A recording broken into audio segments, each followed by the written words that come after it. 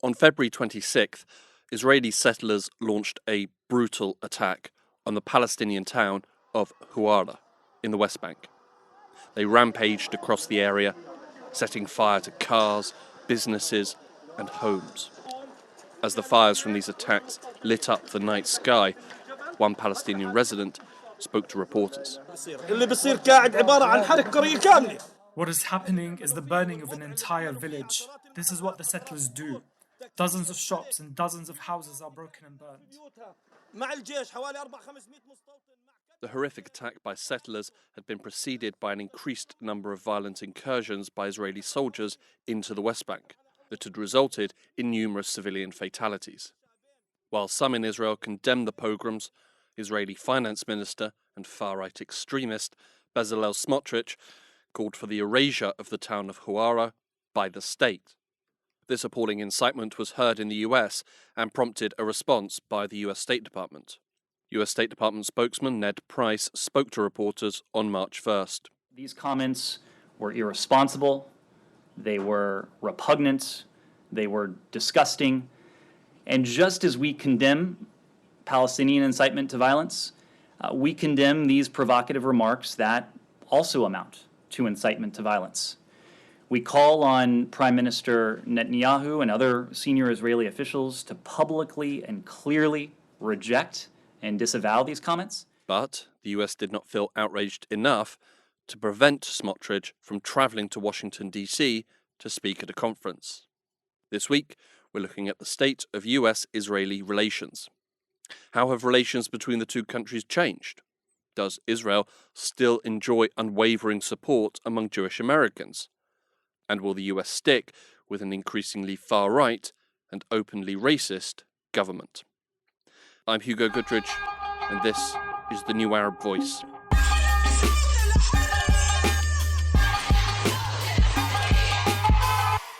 Historically, obviously, the US and Israel have literally, since the birth of the State of Israel, had a very close relationship. This is Lara Friedman. Lara is the president for the Foundation for Middle East Peace. The US has been Israel's arguably most important political ally from the day that Israel declared itself to be a country. And that continues through the present day. While at times in their long relationship there have been points of disagreement and the occasional intense divergence of opinion, more often than not, the two countries have walked hand in hand.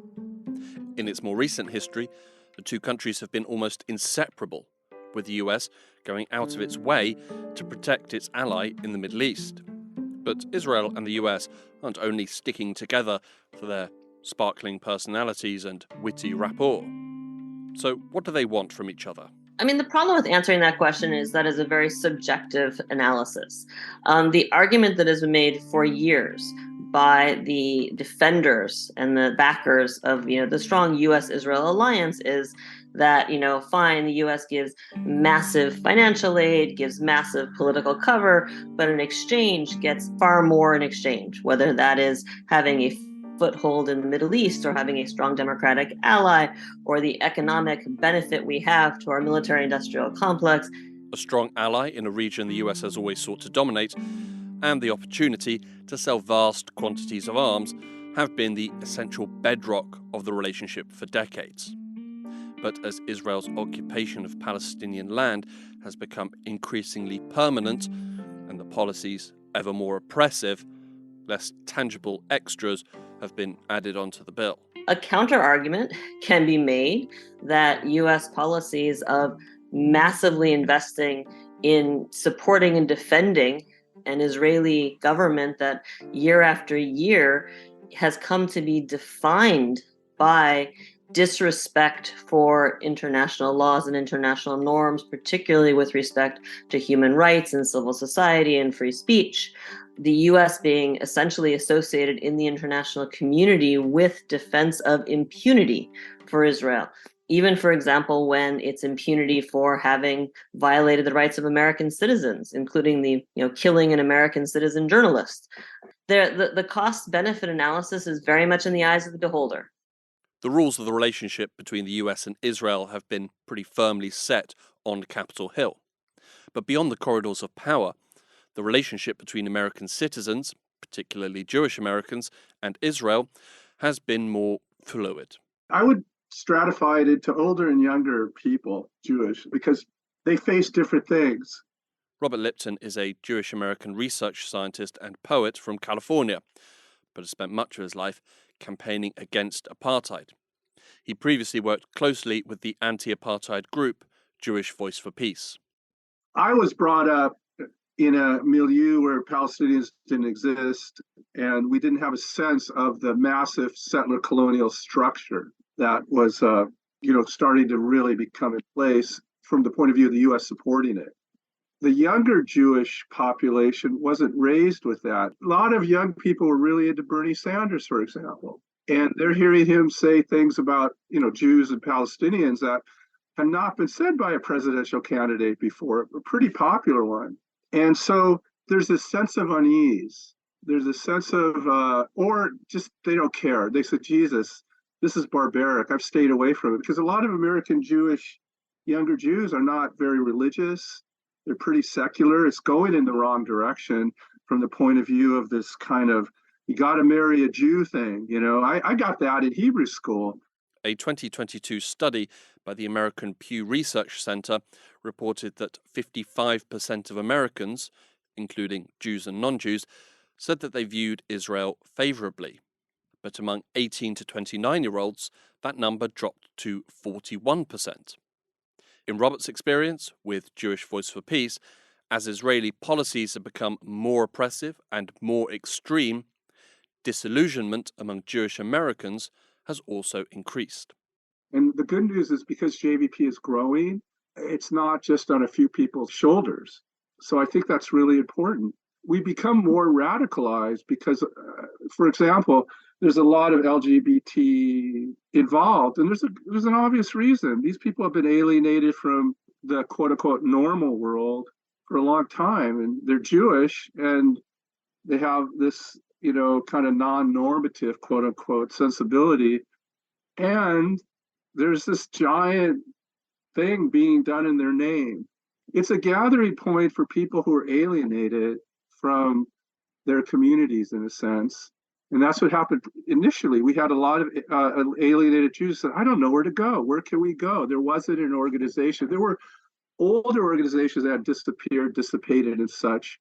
But JVP was, at that time, the only game in town. Throughout his long involvement in the anti-Zionist movement, Rob has seen how it has grown considerably in the US, although not yet become dominant. But the struggle against Zionism doesn't only lie with American Jews. It is, of course, the Palestinians who feel the effects of these racist policies, and Palestinian Americans have faced an uphill struggle when it comes to getting their voices heard.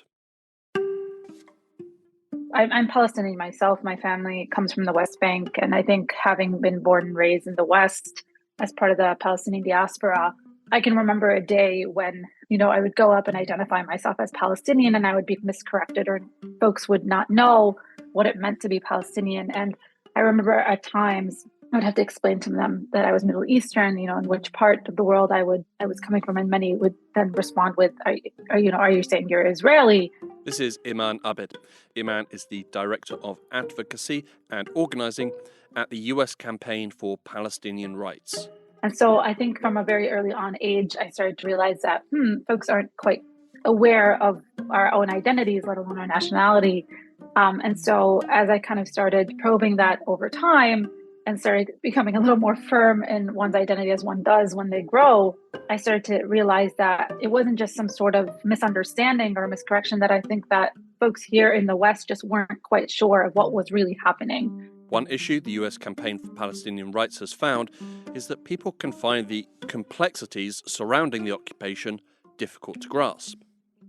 Or rather, Israeli propaganda efforts to frame the occupation as a complicated issue in the hope of dissuading interest and avoiding scrutiny have been highly effective. I think due to that overcomplication, I could say that at one point, folks, weren't quite aware of what was happening.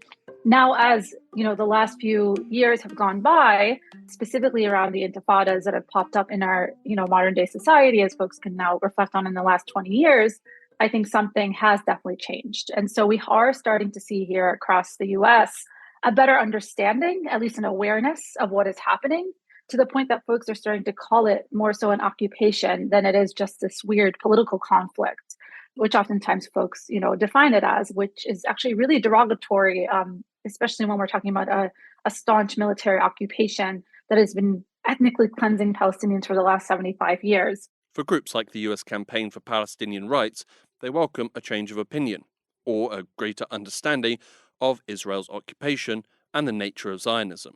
And we are starting to see a huge transition, and a larger percentage of Jewish Americans are starting to actually become more anti-Zionist and anti-occupation, which is extremely critical for those of us who are trying to bring more awareness to the issue. Since, oftentimes when we talk about Zionism, it's inevitable that the concept of being Jewish also comes up, as we understand Zionism is about the creation of a Jewish state. And so as we see this rise across Jewish communities, we're bringing light to that because it's also really important for those Jewish communities to take the positions that we Palestinians who have faced the occupation have taken for as long as we've all existed. There's a really great opportunity ahead of us because we are starting to see that transition. More folks are becoming aware. And I think it's actually been very helpful to us in trying to bring more attention on what's happening in Israel-Palestine. There's massive changes.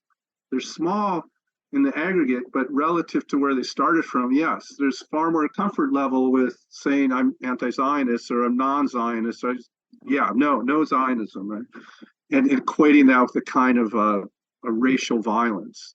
That's easier to support given our own history of racial violence. It's hard for Jews, though, because we're so ensconced in this Zionist rhetoric. But when you think about it, Zionism isn't a belief system, it's a power system. This is an opinion that is starting to show signs among another US group who also have a strong traditional support for Zionism. Lara Friedman again. I talked to friends of mine working on who follow Christian evangelical trends. And here we're talking about the evangelical Zionists. There are Christian evangelicals who are not hardline Zionists. But amongst evangelicals, amongst younger evangelicals, there's likewise a slippage in this sort of knee-jerk support for Israel.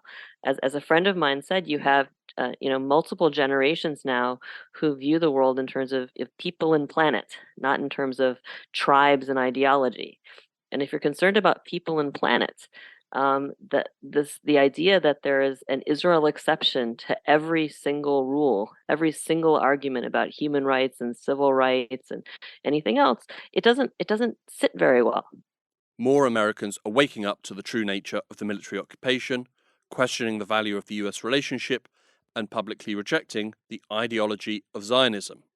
And some are also learning that to do so comes with risks. I mean, personally speaking, as a Palestinian, is probably one of the most controversial things that someone could be speaking about today, especially when, we have, for instance, someone being directed for the Human Rights Department in the executive branch here, and due to his previous stances on Palestine, was actually completely removed from that nomination. And so we know that if at any point you have taken a position on Palestine, there may be room there for you to be canceled in some way, right? And I think that's something that people are really afraid of, and oftentimes gets in the way of getting folks to really speak out on it. So I think that there's like almost two populations of people. It's those that actually are aware of the situation and know exactly what's going on in Palestine, Israel. But then there's also a subgroup of those folks that don't want to speak up on it due to that fear. And it's that base of folks that are aware of it, but may not necessarily feel comfortable enough to speak out on it, that I think has served as one of the largest impediments, and understanding that we still live in a society as of today where we haven't actually removed other sorts of tactics and mechanisms and vehicles that have been used to really create this level of fear, right? And surveillance on folks who have taken a position on Palestine. So if you think about what's happening both in the US and Europe and the world more broadly, the effort to, in a formal way, conflate anti-Semitism with criticism of Israel, which is given form in the campaign around what's called the IHRA definition, IHRA, the International Holocaust Remembrance Alliance definition, which is a definition that explicitly conflates criticism of Israel with anti-Semitism. I mean, we're at a point now where, at least in the U.S., it's not merely members of Congress or candidates being called insufficiently supportive of Israel. It's calling them actual anti-Semites. And as soon as you start invoking anti-Semitism, you're in an even more complicated political ballgame, in an era where rising hate speech is one of the biggest concerns, or rising hate is one of the biggest concerns of progressives. And that includes actual anti-Semitism, right? We have actual anti-Semitism surging in the United States. People who hate Jews because they are hostile to Judaism, they are racist against the Jewish people, and they wish ill, if not direct harm and violence against the Jewish people. That's real, right? So once you start invoking anti-Semitism as code for that, but also as code for criticism of Israel, you're putting candidates and parties in a very challenging position. The Jewish Voice for Peace, by virtue of its existence, is a kind of protection. You're not just on your own being accused of that. There's a group of us. Initially, when you hear that, I can't tell you, Hugo, how many times people would tell me, you're really not a Jew, like nice old grandmas and stuff. You're really not Jewish. On your own, you hear that and you go, wow, that's awful. Like, maybe I'm wrong. Maybe my thoughts are crazy, but if you have an organization that's developed, has material, has tried to go through a process of internal strengthening and trying to make itself coherent, there's a lot of support there. So that's the organization is kind of the answer, in a sense.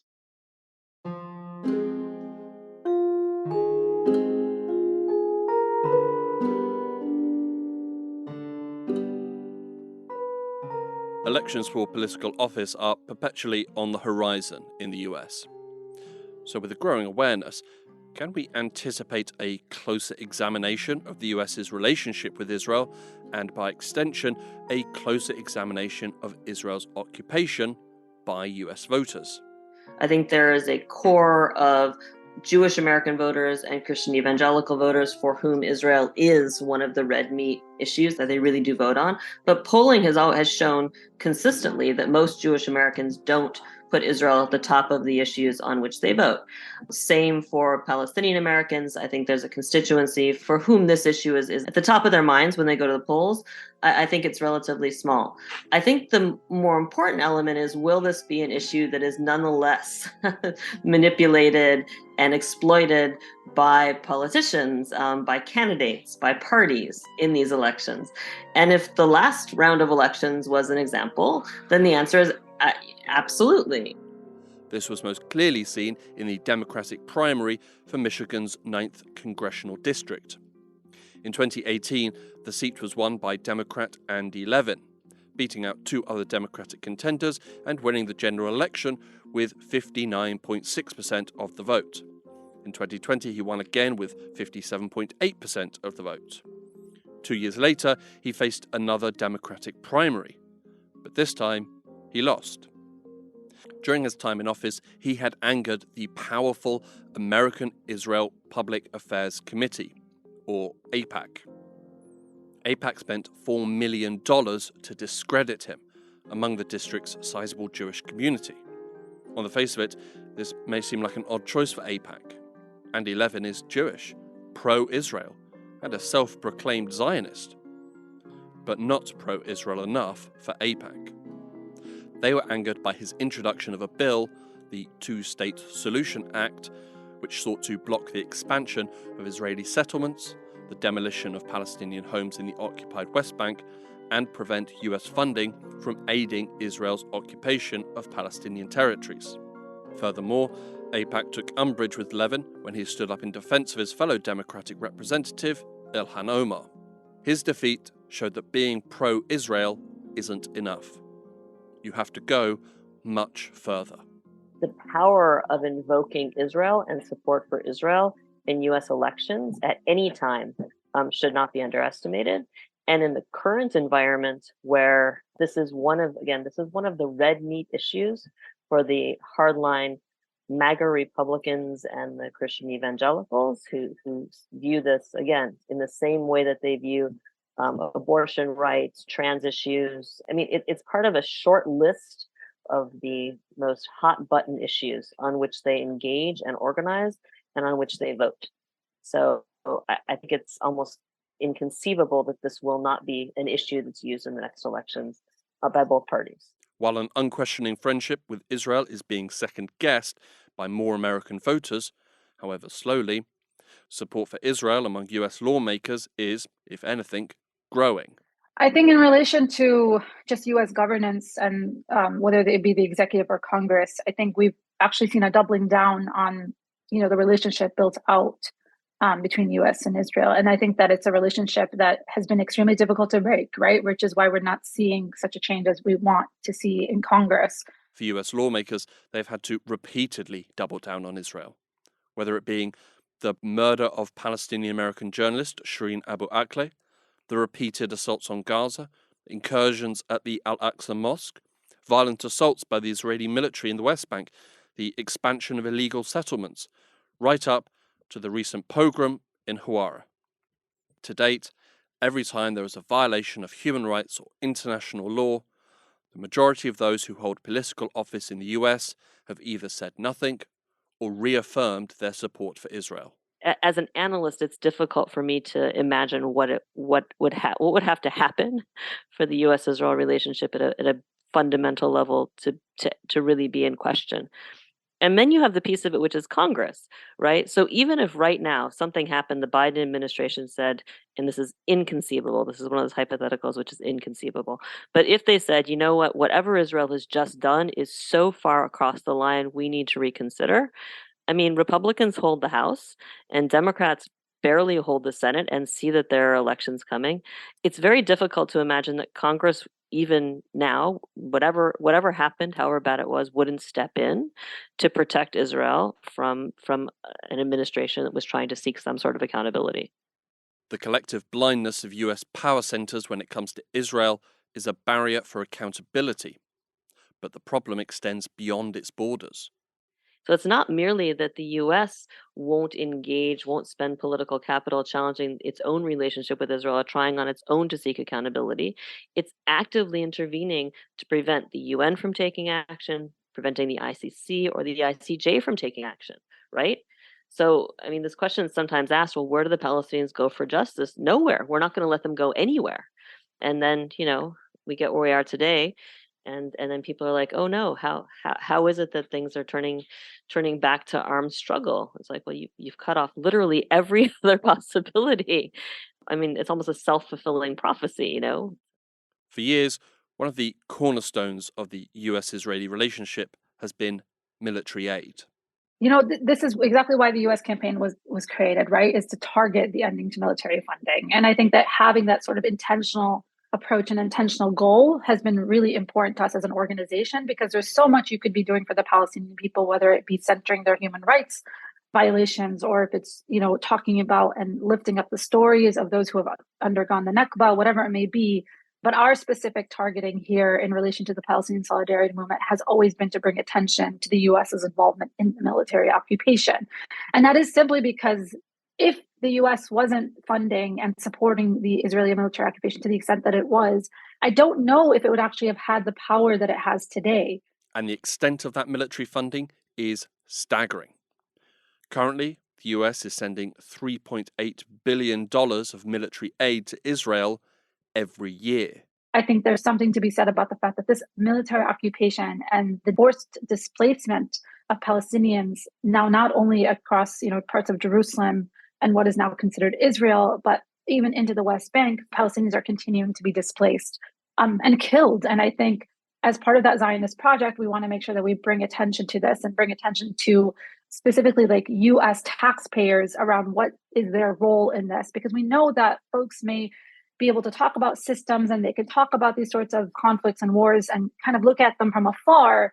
But it's really important to actually bring back our own personal involvement in these sorts of things. And as you can imagine, I myself I'm a U.S. citizen, right? Like, and I pay taxes, and like, what a weird complexity to be in, knowing that I am in some way also participating in this, and I think it's understanding that we have a role to play in this, and it's really important for us to be able to influence our Congress and our members of Congress to take a position on this and actually end these sorts of this military funding.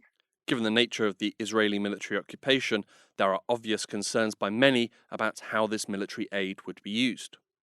Although not a concern for the US government, who attach no conditions to the military aid. For many in the capital, once the aid has been delivered, it has served its purpose, both in Israel and domestically. A frequent response to criticism of the military aid is to point at the jobs that are created in the US military-industrial complex, an argument that holds little water for Lara Friedman. I'm always fascinated by the idea.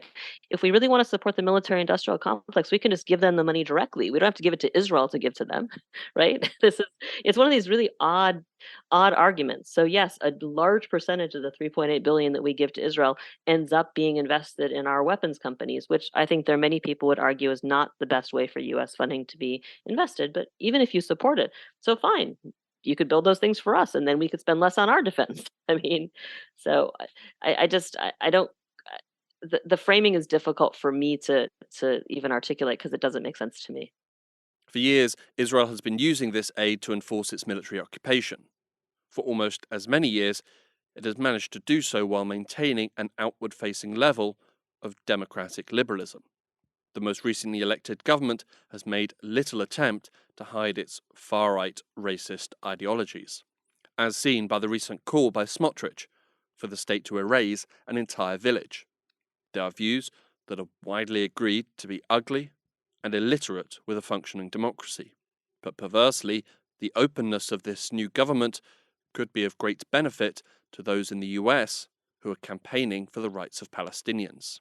In a way, I think as most fascist governments have actually collapsed upon themselves, this might possibly happen here too. And I think that, much of what we've been saying, and not just we as an organization, but as just a movement, as a people, have been saying that all the things coming out of these sorts of, whether it be Netanyahu's or Smotrich's mouth, of whomever is speaking right now on behalf of the Israeli government, they are saying the exact things that we have always believed, right? And oftentimes we say if folks are like soft conservatives or soft liberals, oftentimes what happens is that we're not hearing these things said out loud.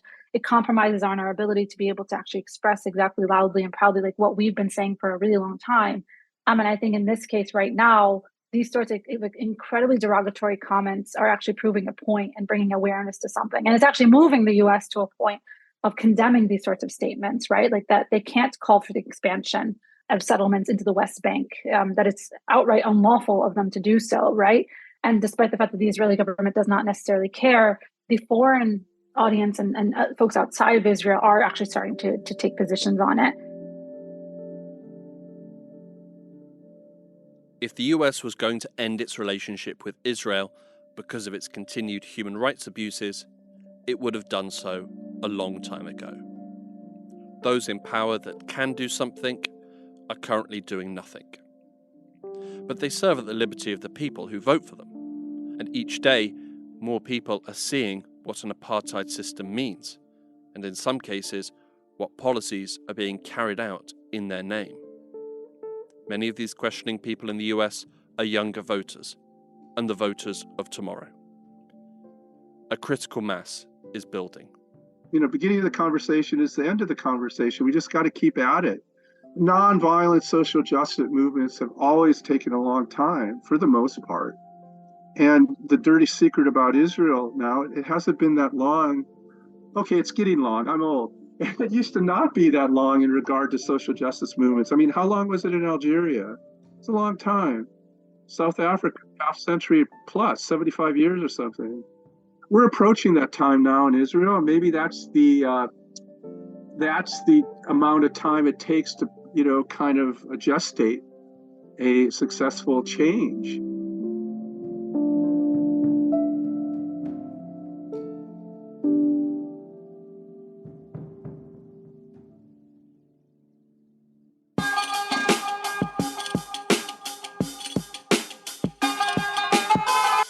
This episode of The New Arab Voice was written and produced by me, Hugo Goodridge. Our theme music was by Omar El Phil. The New Arab Voice will be back next week. Until then, you can find all our previous episodes on all major podcast platforms. You can also check out our Instagram page and Twitter account, both at The New Arab Voice, for additional content. We also have a weekly newsletter, which you can sign up for. Find the link in the show notes. You can subscribe to the podcast so you never miss an episode, and you can also rate and review, which helps us spread the word. Don't forget to follow The New Arab on Facebook, Twitter and Instagram for all the latest news, analysis and opinion from the region.